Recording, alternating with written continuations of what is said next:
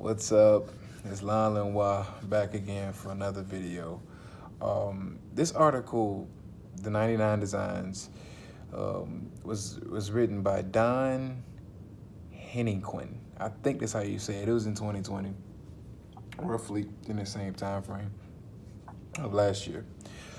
He points out something that was really interesting to me. He points out that live videos are actually the move. And why are they the move? Because of the simple fact that it's a sense of togetherness. Get this, like in these times of quarantine, and I'm using this for example, um, in this time for quarantine, we've been separated. You know, online classes, can't go to work, things of that nature. Don't. If you do see somebody, if you do meet somebody, if you do hang out with somebody, make sure you're a certain amount of length away. But what happens when it comes to live videos? Live videos is where people can literally join together without touching or anything of that nature to enjoy whatever entertainment is being placed. So get this: what if somebody decided um, to play a movie or a movie that you could watch with your friends and you would be nowhere in that area? Amazon Prime geniuses. They have something called a watch party. I believe other streaming networks have it, but the first one that I saw was Amazon Prime. Well, it's a watch party where you can kind of watch a movie with whoever you choose to, and you can be in two different areas. Of course, it requires some good internet. I can only assume because if you're watching a movie at the same time, somebody in Denver, Colorado is watching a movie. You want that to be synced up to a certain extent. You know what I mean?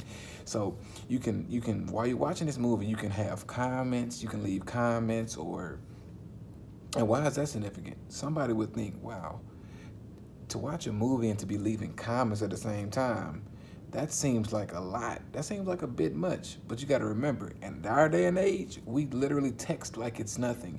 Well, by the time the scene's over, the message is already sent, pretty much. But going back to his original point, he was combining the fact that the video world is finding new ways to come together. They're finding new ways to bring content to you so that you don't have to leave your home. Even this article says that people are starting to vlog now. Where does vlogging really come from? Somebody literally, on the average, just sharing you what they do on a daily basis. It almost is like it's like why would a college student want to watch another college student live in the same life they are? It's literally the difference between somebody who's lazy and somebody who's not. And of course, and I don't mean disrespect, but if you don't want to do that, then that's just not your world. You don't want to walk around with a camera all day. But I'm meaning for the point to where is that they're literally doing the same thing you're doing on a daily basis. Why would you want to watch what you're already doing, what you're already living? You know what I mean? Especially when you could do it. That's because it gives you a sense of togetherness. Say, for example, if I'm vlogging and I'm walking around college campus and I go by Starbucks or I go by Chick-fil-A or Subway or something of that nature, and I'm vlogging myself while I'm doing it. The other person, and I'm just talking about classes on the way to those particular locations. The people that are watching me can sit back and say, I remember that. My teacher was being weird.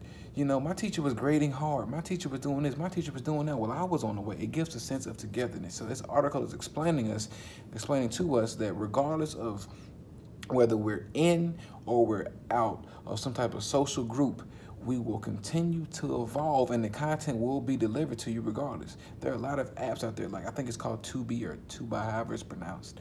They were just purchased by Fox for like 600 million. That's crazy, especially considering the fact that they have like a lot of D-list movies on there, if we're just being real. And then every once in a while they'll pop out with a couple of great movies or whatever. But Fox saw an opportunity to be able to link that to their own stuff, so now they can be able to, they have the money to bring in more quality movies. I'm just assuming that they're going to start charging. They might start charging for $2 or something like that. They might try to turn it into a Netflix deal. But I'm one for if it works, then fine, kind of leave it there, maybe progress along the way. And even Netflix has went up in their prices. Crazy. But back to what he was saying is that people have a sense of togetherness, and the video world has to find new ways has to consistently find new ways to bring people together in the video world. Going back to his point about live and vlogging, the biggest need for a human is to have some type of human compassion. There's always people that say, I don't need anybody, I don't have to be with anybody. That's false. It's because somebody's hurt you and you just don't want to be around people. You have trust issues.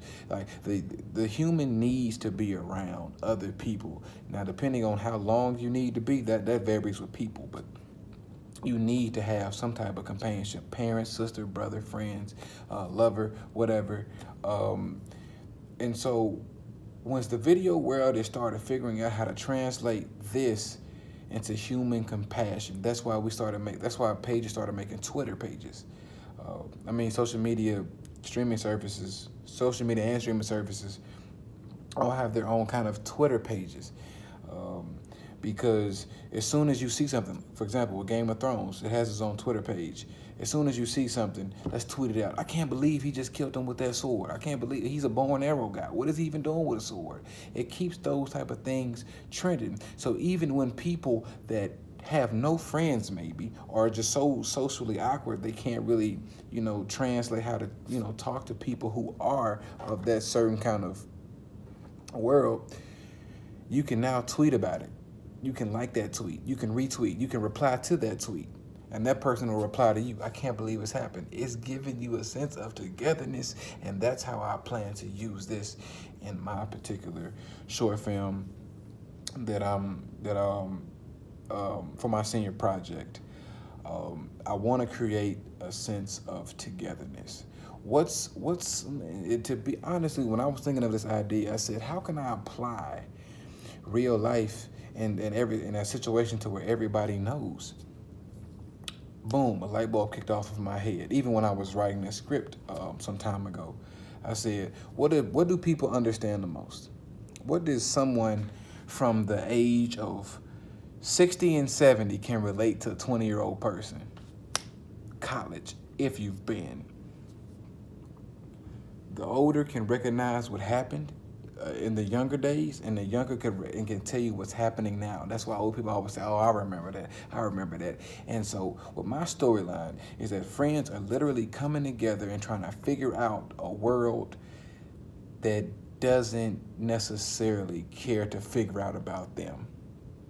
They're trying to solve problems that they don't even have the mental stability to solve, but they're trying. And literally everybody in college, even outside of college, can understand what it's like being lost, trying to be found in a world that doesn't care if you're lost or found, because it's going to spin regardless. And so that was pretty much how this article impacted me in terms of learning how to relate certain subjects to other subjects. And from what I wrote in my article as well, with the business structure of things, I can actually make this vision happen and potentially produce it to where I can make my own kind of income off of it. Of course, that's a whole different conversation when we're talking about incomes and taxes and legal entities and things and whatnot. But it gives me a way out. I don't have to necessarily depend on other companies to give me my big break. Back in the day, you had to depend on, maybe Sony will call me to edit their videos, or maybe they'll call me to be a cameraman or a grip. How about I just make it my own? Because what I was taught, and I feel like most of hardworking people in this world have always been taught, if you want to make something happen, you got to make it happen yourself. Opportunities are taken, not given. And if you were given an opportunity, you got to do your best with it and take it again, if that makes sense. So that leads to the end of my video. And any particular questions, it's like, what do you want to see out of this world? What is your vision? Because everybody's different. Everybody wants to laugh at Beethoven, but he's one of the greatest of all time, if not the. You understand what I'm saying? Like, what do you want to see in films? Compared to the older style, we're going back to horror movies like The Thing, or coming back to the newer style, we're coming to Halloween 2. Even though Halloween was made back in the 70s, now they're trying to do like a newer age kind of Halloween and compete with the times while keeping that same mystical, mysterious man, trying to translate him over into this time.